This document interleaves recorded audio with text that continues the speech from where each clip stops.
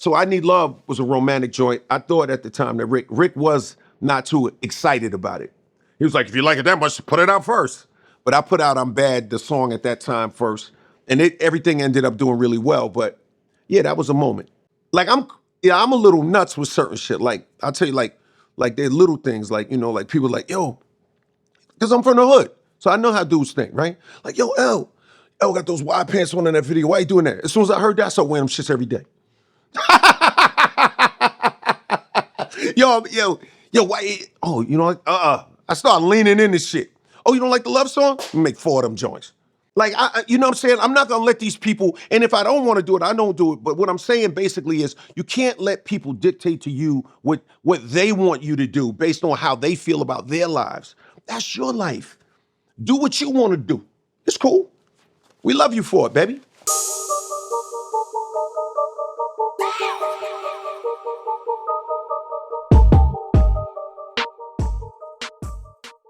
In terms of the light, yeah, you got to follow your intuition, man. You got to have courage. You know what I'm saying? Like, I dropped out of school in the 9th grade. You know what I'm saying?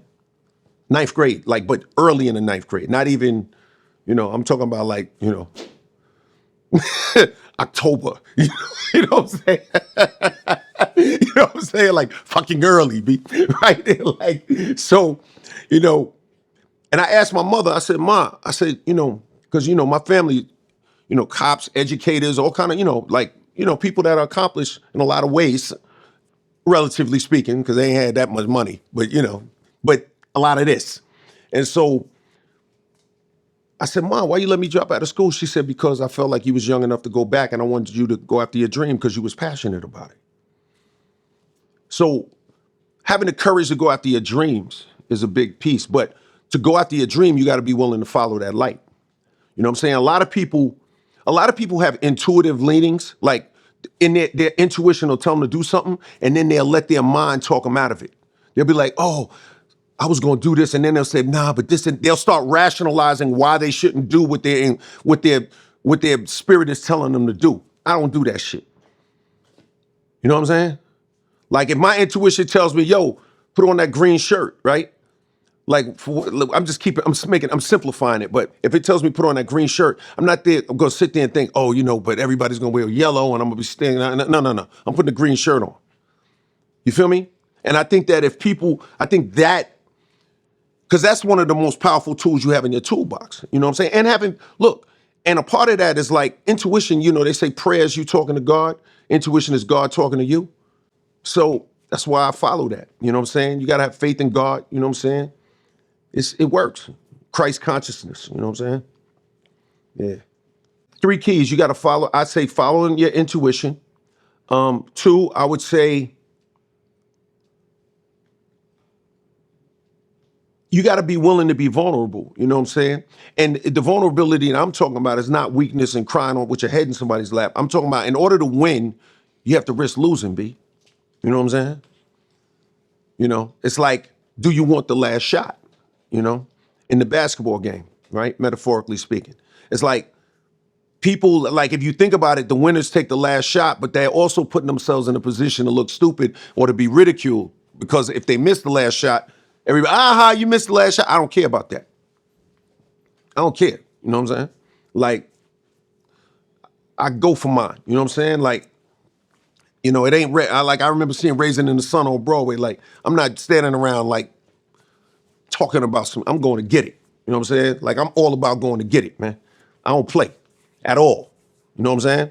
So it's like, I want to go get it. So is that, and then I think it's understanding, know where to draw the line and be open-minded and be humble enough to let people help you. You know what I'm saying? And being open-minded. I think you need some humility. Because, but I'm not talking about fake humility. I'm not talking about that shit. Like I see these artists, they fucking bowing to me and shit. I'm like, what are you bowing me for? You're not even that great, bro. What are you bowing to me for? You don't have to bow to me, all this old shit. Like, you know what I mean? Like, so I'm not talking about that. I'm talking about like real humility. Like, what's your opinion? What do you think? Oh, I agree or I disagree. You know what I'm saying? Hearing people out and loving people too. You know what I'm saying? Like, people ain't gonna care about you if you don't care about them, man. You know what I'm saying? And the way the game works, I know we don't always want it to be like this, but the reality is you got to care first. You know what I'm saying? The right way. And I'm not talking about the wrong way, the right way. You got to care first. So your actions got to speak to that. You know what I'm saying? So that to me is a big part of it. And then you got to work hard. There's a lot of things to it, man. You got to have tough skin.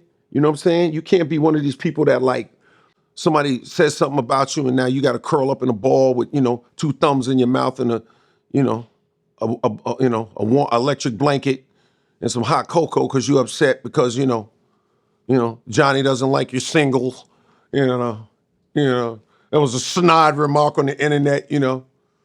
I know we live in a sensitive time and I respect that. At the same time, you have to, and I know people have things that happen that are legitimate, and can be traumatic, but, you got to kind of manage that trigger shit, man. Like, don't be too triggered. Some of that shit, put that gun away, man. You're a little too triggered, man. Like, you have to, toughen up a little bit. You know what I'm saying? Like, we can't just.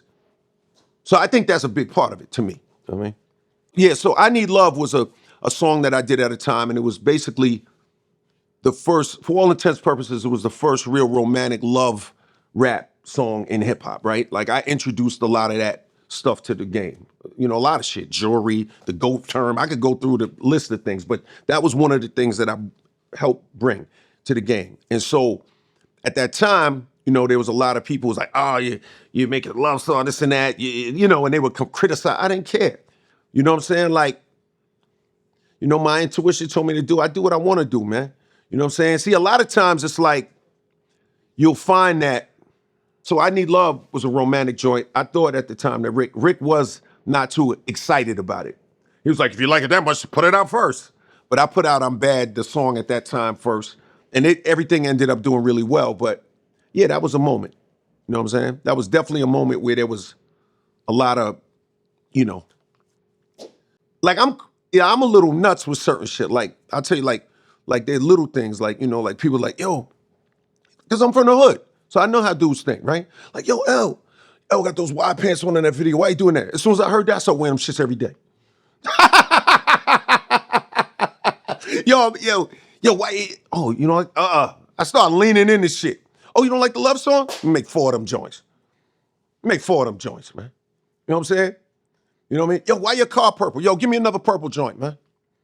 Like, you know what I'm saying? I'm not going to let these people, and if I don't want to do it, I don't do it. But what I'm saying basically is you can't let people dictate to you what they want you to do based on how they feel about their lives. That's your life. Do what you want to do. It's cool. We love you for it, baby. We love it for you. You know what I'm saying? So the moment that kind of like pushed me to kind of lean in, the first time I ever rapped in public, because remind you, I became a fan of hip hop at around 8, 9. Listening to every day one thing that ever happened from the beginning, from the Cold Crush, Force MCs to Mel, Flash, Treacherous, Fearless, all the groups that a lot of these people won't know, or some won't know, right? So I listened to all the early shit. Then at 11, I started, at about 8 or 9, I was rapping along. At 11, I started tinkering, and at around 11 or 12, I started writing my own rhymes. So I'd been rhyming for maybe 2, 3 years. I was about maybe, I don't know, maybe I was 12, 13, something like that. And the first time I rapped, I was in the basement of a church.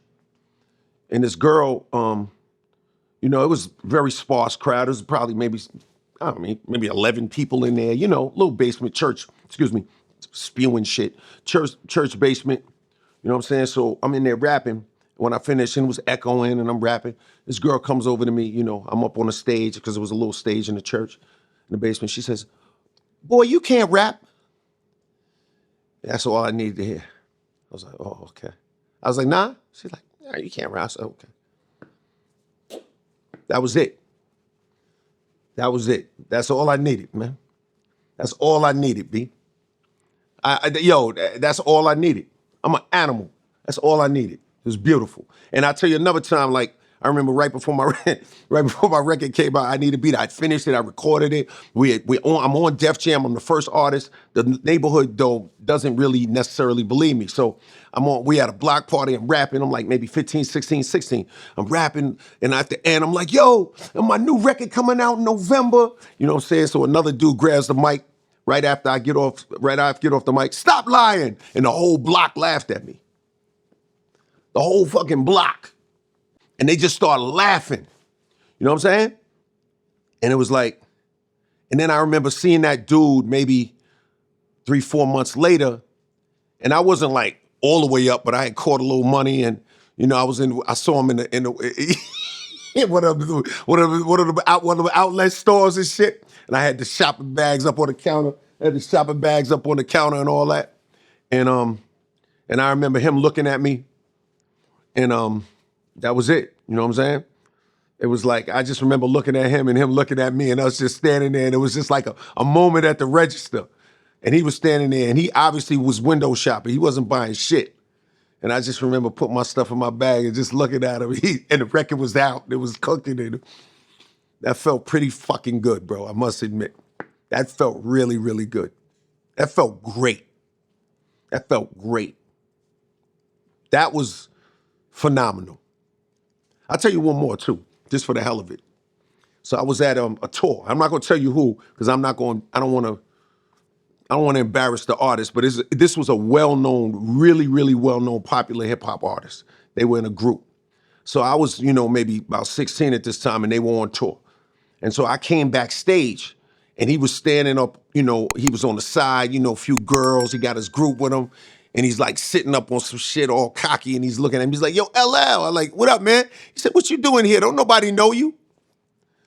I said, oh, I'm just coming to, see the show, do the show, man.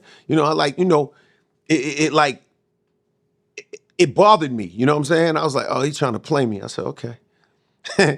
So about 3 years later, maybe 3-4 years later, my shit's on fire. Peter, don't be mad at me. I walk in the club, I got a mink on, I got fucking, diamonds everywhere, mink. I got like 4 girls with me, I got champagne, my man with me, all types of people with me. And I walk in and shit, and he was on the wall, and I seen him, I walked on, it was like, and I stopped, I backed up. I'm like, yo, what you doing here, man? Don't know I know you. That motherfucker, and he was tight. His shirt fitting different. Clothes, you know how Nipsey talk about how they clothes change? His motherfucking clothes, it changed. That was like, that shit was like a 2-year-long orgasm. You know what I mean? Just telling him that. And I'm just keeping it real. It was petty as fuck, but I loved every minute of it. I can't lie to you. It just felt great because he was a fucking asshole, and he needed that. And I gave it to him. I gave him every inch. He needed that shit. My pause. You know what I mean? So that's what it is. What up? It's your man LL Cool J. You're checking out 24/7 HH, baby. You know what I mean? Peace.